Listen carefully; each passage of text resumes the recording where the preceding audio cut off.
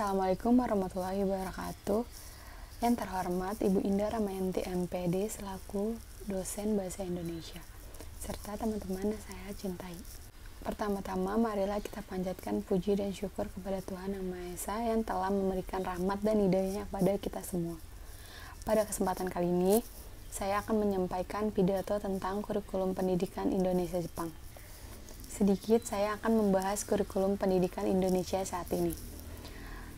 Pertama, yang harus kita ketahui, pengertian kurikulum itu sendiri merupakan suatu rencana yang memberi pedoman atau pegangan dalam proses kegiatan belajar mengajar. Perubahan kurikulum di Indonesia telah terjadi sebanyak 10 kali, dari kurikulum 1947 hingga saat ini yang kita pakai kurikulum 2013. Kurikulum 2013 memiliki 3 aspek penilaian, yaitu aspek pengetahuan, aspek keterampilan, dan aspek sikap dan perilaku. Di dalam kurikulum 2013, terutama di dalam materi pembelajaran terdapat materi yang dirampingkan dan materi yang ditambahkan. Materi yang dirampingkan terlihat ada di materi Bahasa Indonesia, IPS, PPKN, dan sebagainya.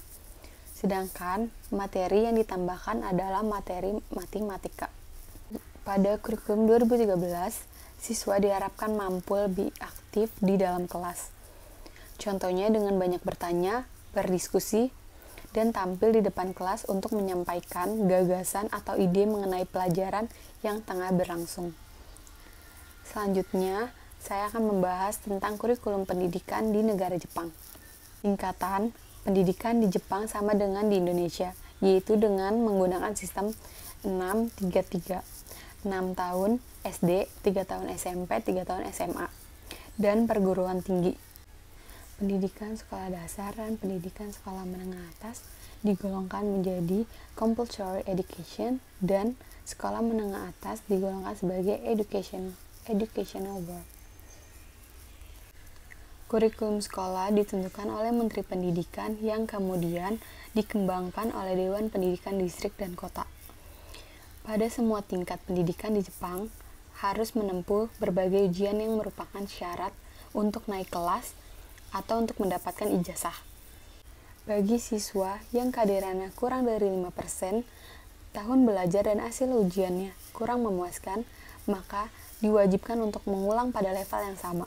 Kurikulum disusun oleh sebuah komite khusus di bawah kontrol Kementerian Pendidikan. Kurikulum disusun oleh sebuah komite khusus di bawah kontrol Kementerian Pendidikan.